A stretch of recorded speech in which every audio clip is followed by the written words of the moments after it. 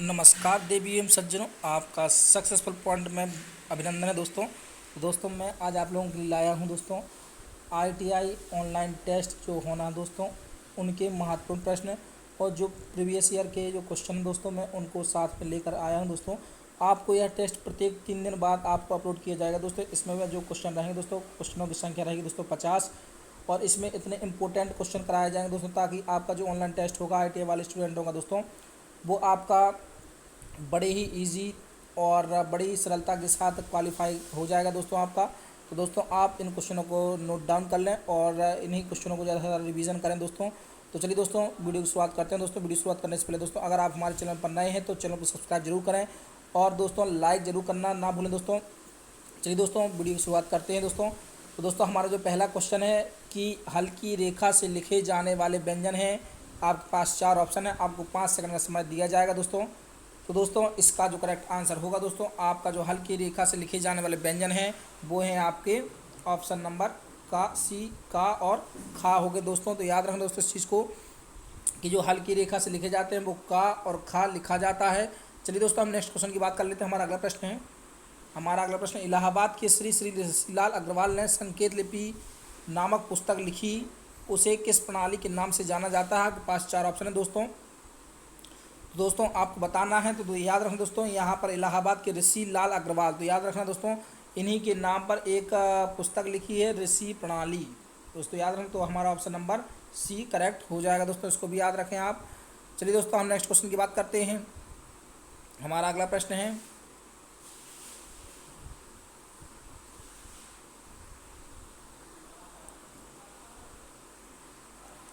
हमारा नेक्स्ट प्रश्न की बात करते हैं दोस्तों। CTRL प्लस सी का प्रयोग निम्न में से किस लिए किया जाता है।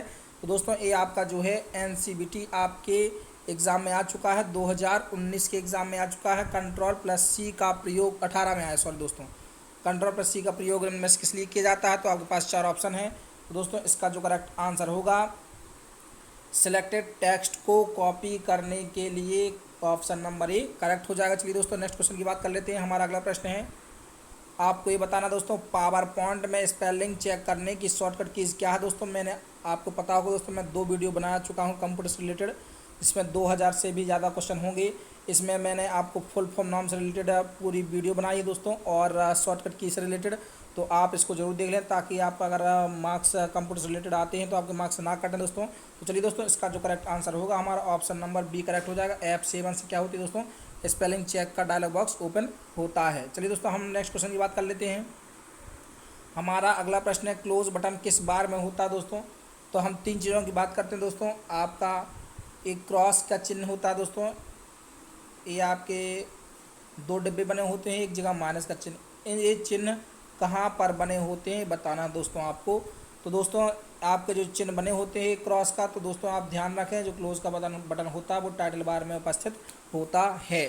चलिए दोस्तों हम अगले प्रश्न की बात करते हैं। हमारा अगला प्रश्न स्लाइड में वर्ड्स ढूंढने के लिए कमांड है। आपका कोई वर्ड गलत हो गया दोस्तों डॉक्यूमेंट में, तो आपको उसको ढूंढना है, तो कैसे ढूंढेंगे, कौन सी शॉर्टकट की है उसके लिए। तो दोस्तों इसका जो करेक्ट आंसर होगा control plus F, find and replace बोलते हैं जिसको दोस्तों।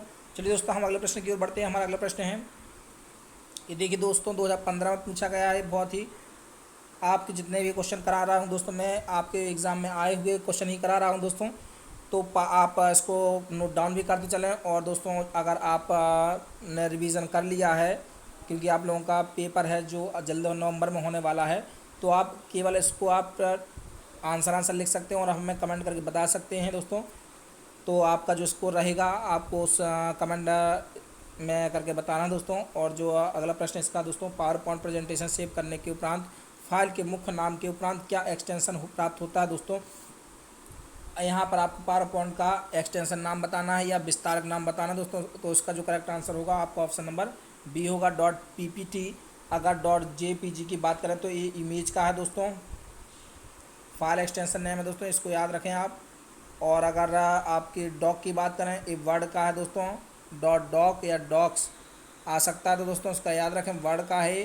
चलिए दोस्तों नेक्स्ट क्वेश्चन की बात करते हैं। हमारा अगला प्रश्न है, किस प्रकार के पत्रों के साथ बायोडाटा तैयार किया जाता है दोस्तों। आपको बता दें NCBT 2017 और 16 और आपको 19 में भी आ चुका है दोस्तों, इसको आप ध्यान रखें। तो दोस्तों इसका जो करेक्ट आंसर होगा, जो आप बायोडाटा तैयार करते हैं वो किसके लिए करते हैं, नौकरी के लिए आवेदन पत्र करते हैं दोस्तों।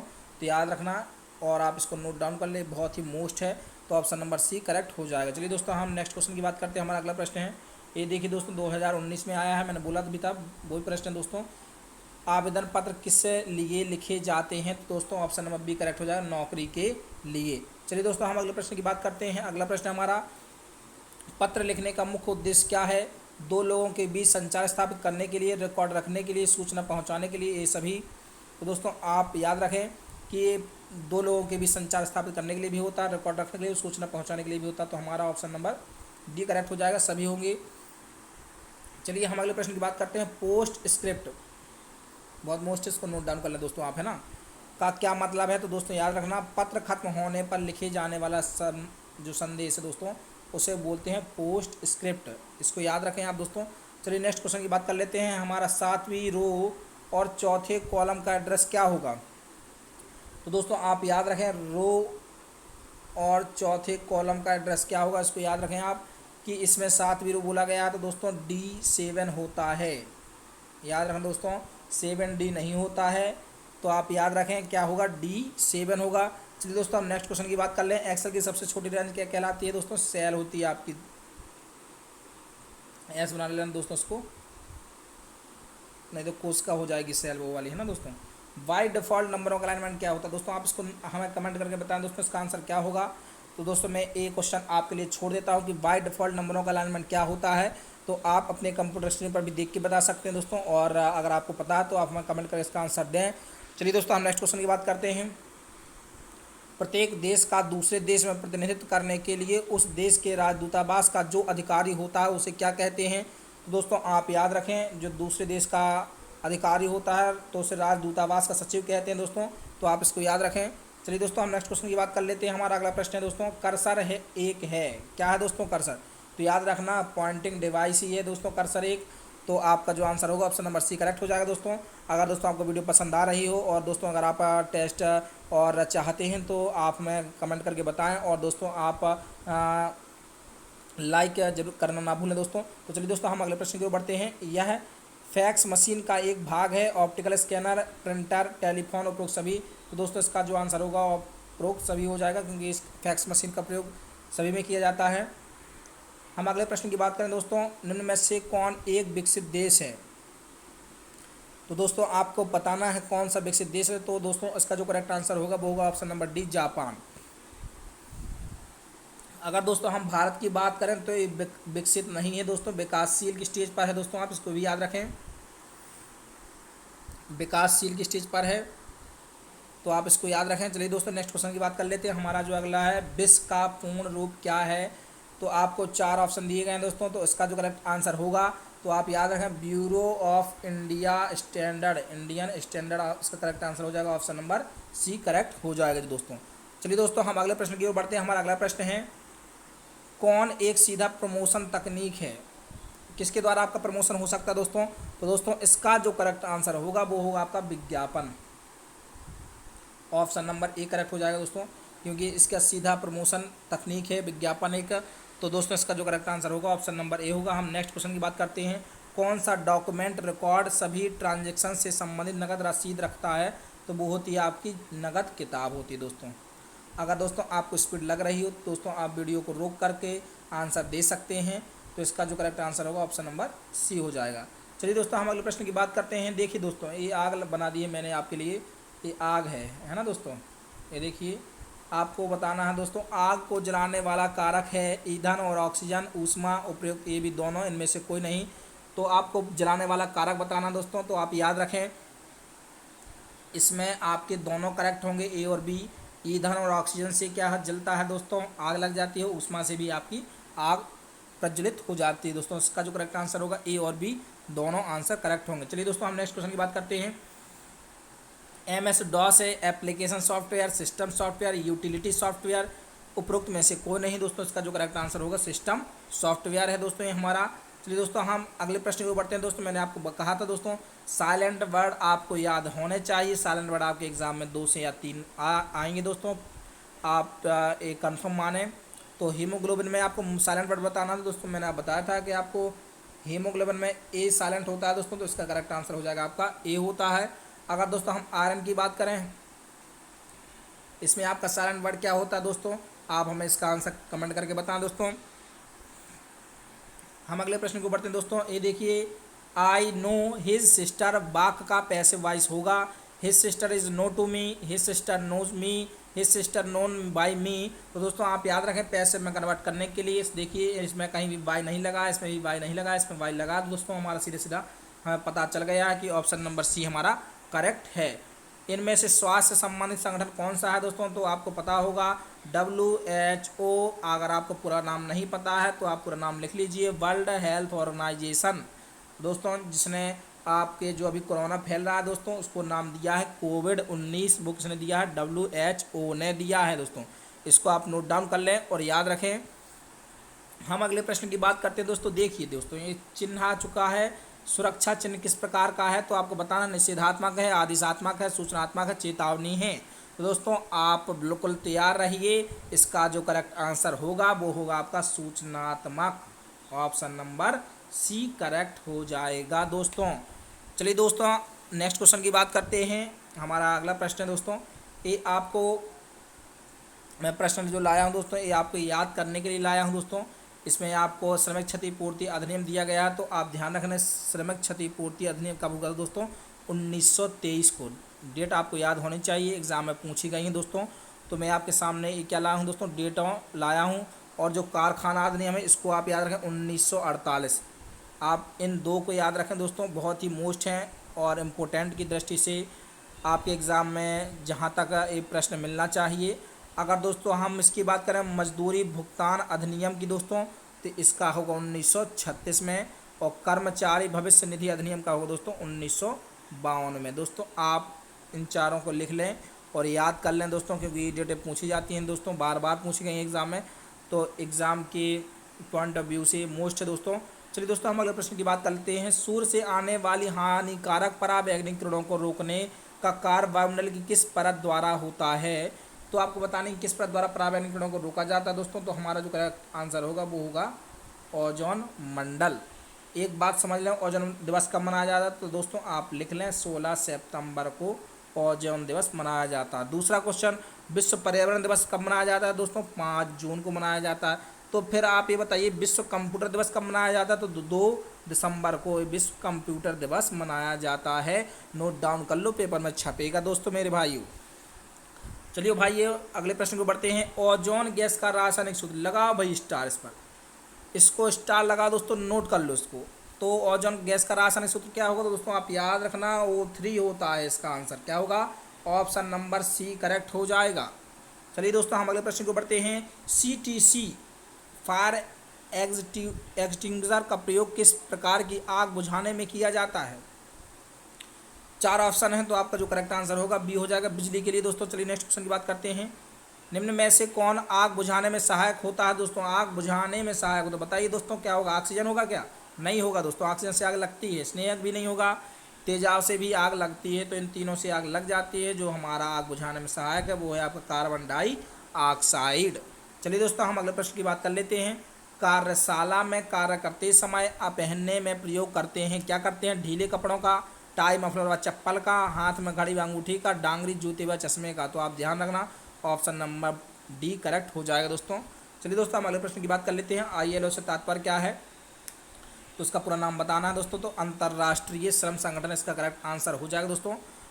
तो चलिए दोस्तों अगले प्रश्न को बढ़ते हैं। हमारा अगला प्रश्न है, चलिए दोस्तों मैं आपके लिए एक और मिलान चिन्ह लाया हूँ दोस्तों। इसमें आपको बताना है कौन सा चिन्ह कैसा है, तो आग का खतरा आपको पता होगा दोस्तों, ऑप्शन नंबर बी करेक्ट हो जाएगा। आपको चिन्ह भी पते होने चाहिए दोस्तों, क्योंकि ये एग्जाम में बहुत आते भी हैं। लेज़र बीम की बात करें दोस्तों, तो ऑप्शन नंबर सी हो जाएगा, लेज़र बीम है दोस्तों आपके लिए चिन्हात्मक डाले गए। विद्युत झटका, तो दोस्तों आपको दिख रहा होगा विद्युत झटका, जो डी ऑप्शन है वो करेक्ट हो जाएगा, क्योंकि विद्युत झटके के लिए वही है, आग का खतरा बना हुआ है, लेज़र बीम का है ही है, ओवरहेड लोड का आपका ये ऑप्शन हो जाएगा। इसको आप याद रखें, ज़्यादातर चिन्ह आप अगर आपकी बुक्स में ना हो तो आप एक काम कीजिए, गूगल पर सर्च करें और जो आपके चिन्ह हैं इनको देखें। एक चिन्ह और आप याद रखे रहना दोस्तों कि इसमें क्या होती है, 2 हड्डियां होती हैं, बीच में एक खोपड़ी रखी होती है दोस्तों, ये किसका चिन्ह होता है दोस्तों? तो याद रखना खतरा का चिन्ह होता है, डेंजर होता है दोस्तों। तो आपको पता होगा, ये प्रश्न बहुत आता है, बार बार आ रहा है। अभी 2013 से लेके अभी 2018 तक आ चुके हैं प्रश्न, ये सबसे ज़्यादा बार आया है। तो आप कन्फ्यूज़न ना हो तो आप इसको नोट डाउन भी कर सकते हैं, या आप इसको गूगल पर सर्च करके इसको देख भी सकते हैं दोस्तों। तो चलिए दोस्तों नेक्स्ट क्वेश्चन की बात कर लेते हैं। हमारा अगला प्रश्न है, देखिए दोस्तों एक और मैं जोड़ी आपके लिए लाया हूँ। ये पूछी जाती है कि निषेधात्मक चिन्ह कैसा होता है, किस आकृति का होता है? तो दोस्तों मैंने आपको बता दिया, गोल ये क्रॉसदार होता है। जैसे मान लीजिए सिगरेट का जो चिन्ह होता है दोस्तों, सिगरेट बनी होती है और इसमें क्या लगा होता है, क्रॉस का चिन्ह लगा होता है कि भाई ये पीना मना है। आदेशात्मक चिन्ह की बात करें दोस्तों, तो आदेशात्मक चिन्ह कैसे होते हैं आपके? गोलाकार होते हैं, तो आप इसको याद रखें।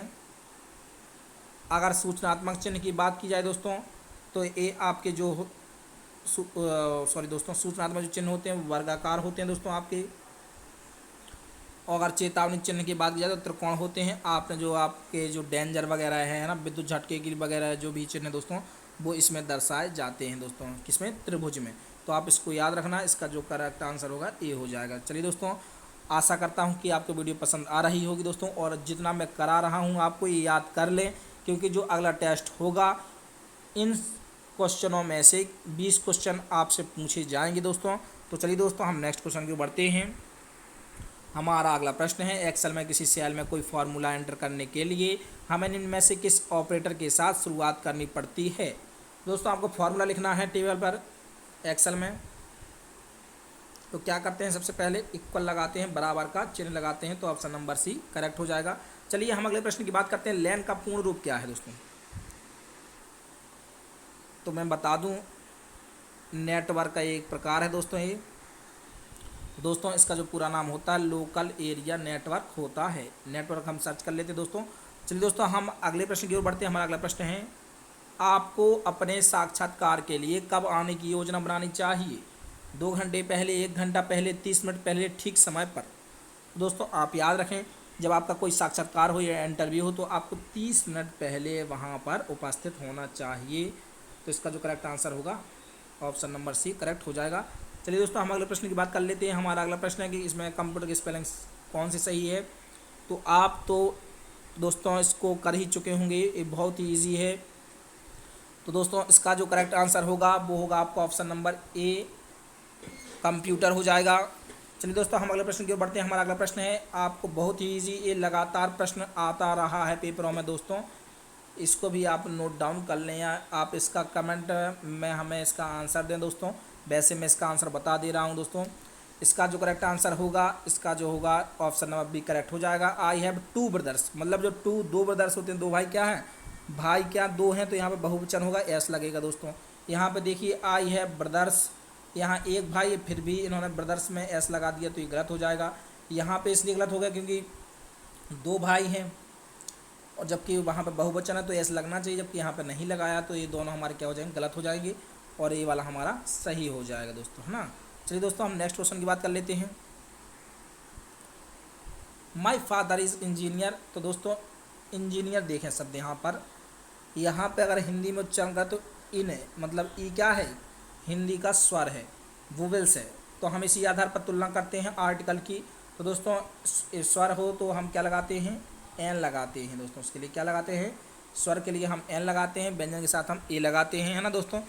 कोई महान चीज़ होती तो हम दा लगाते हैं दोस्तों। चलिए दोस्तों हम नेक्स्ट क्वेश्चन की बात कर लेते हैं। हमारा अगला प्रश्न है, गुड खालिस्तान में सोने जा रहा हूँ, तो क्या आएगा दोस्त? सोने जा रहे हैं तो गुड मॉर्निंग तो बोलेंगे नहीं, गुड आफ्टरनून, गुड इवनिंग, तो गुड नाइट बोलेंगे। Option number D correct. चलिए दोस्तों हम अगले प्रश्न की बात कर लेते हैं।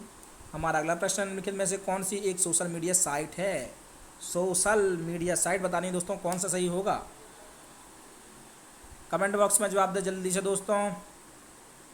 इसका जो करेक्ट आंसर होगा वो होगा आपका Facebook. Option number C correct हो जाएगा। चलिए दोस्तों हम अगले प्रश्न की बात करते हैं। एक एक्सेल शीट में लंबवत रेखा को जाना जाता है, जो लंबवत रेखा होती है एक्सेल शीट में उसको क्या बोलते हैं दोस्तों? Column. Option number B correct हो जाएगा दोस्तों। तो आप इसको याद रखना। प्रभावी संचार के लिए एक खालिस्तान और एक रिसीवर होता है, क्या होता है दोस्तों? तो आप ध्यान रखना, एक सेंडर होता है। तो हमारा ऑप्शन नंबर सी करेक्ट हो जाएगा। चलिए हम अगले प्रश्न की बात करते हैं। बॉडी लैंग्वेज के अनुसार नाखूनों का काटना संकेत करता है। तो दोस्तों आप लोग वैसे नाखून बहुत से लोग खाते ही हैं, तो वो उसको क्या कहते हैं, संकेत किसके लिए, किसका संकेत करता है दोस्तों? तो ये आप याद रखना, ये स्ट्रेस का संकेत करता है। आप नर्वस हो रहे हैं दोस्तों, है ना। चलिए दोस्तों हम अगले प्रश्न को बढ़ते हैं। इसमें उपरोक्त सभी नहीं आएगा दोस्तों, आपको बता दूं, क्योंकि इसमें स्ट्रेस का जो विकल्प सही होगा हमारा। हम अगले प्रश्न की बात करते हैं, DIC का पूर्ण रूप क्या है? तो दोस्तों इसका जो करेक्ट आंसर होगा जिला उद्योग केंद्र। मैं बता दूं दोस्तों, इसके हिंदी नाम है और पेपर में आता है। इसका जो सही आंसर होगा district industry centre. Option number, इसका क्रम दोस्तों गड़बड़ा है थोड़ा सा, BC कर लेना इसको ना, तो ऑप्शन नंबर C करेक्ट हो जाएगा। चलिए दोस्तों हम अगले प्रश्न की बात करते हैं। किसी उद्यमी के असफल होने का कारण क्या है दोस्तों? कड़ी प्रतिस्पर्धा, अधिक व्यय, उत्पादन का उच्च दर। तो दोस्तों जिसका जो करेक्ट आंसर होगा उपरोक्त सभी होगा, D ऑप्शन। कौन सा आकस्मिक जोखिम है? तो दोस्तों आपके सभी जोखिम है। आग है, मशीन पर काम करने के दौरान दुर्घटना, घायल हो जाना, क्या है? आकस्मिक जोखिम है। चलिए दोस्तों हमारे जो प्रश्न थे वो कंप्लीट हो चुके हैं। मैंने आपको 50 प्रश्न करवा दिए दोस्तों, और आशा करता हूँ कि आपसे ये प्रश्न ज़्यादा से ज़्यादा आपने बने होंगे दोस्तों आपसे। और जो आपका जो स्कोर रहा दोस्तों वो हमें आप कमेंट करके बताएं दोस्तों। और जिस क्वेश्चन में आपको डाउट हो तो वो भी आप पूछ सकते हैं दोस्तों। और अगर आप चाहते हैं कि जो नवंबर में ITI स्टेनो का एग्ज़ाम होना है ऑनलाइन, उसमें आप ज़्यादा से ज़्यादा स्कोर करना चाहते हैं दोस्तों, तो आप इन्हीं टेस्टों को पढ़ते रहें। मैं आपको कम से कम 1400 या 1500 क्वेश्चन अवेलेबल करा दूंगा, ताकि आपका जो टेस्ट है ऑनलाइन टेस्ट, आप उसमें 75 से 150 145 तक अंक तक प्राप्त कर सकें दोस्तों। तो चलिए दोस्तों इस वीडियो को मैं यहीं पर समाप्त करता हूं दोस्तों। अगर आप हमारे चैनल पर नए हैं तो चैनल को सब्सक्राइब, लाइक, शेयर करना ना भूलें दोस्तों। तो जल्द मिलते हैं दूसरी वीडियो के साथ दोस्तों। जय हिंद, जय भारत।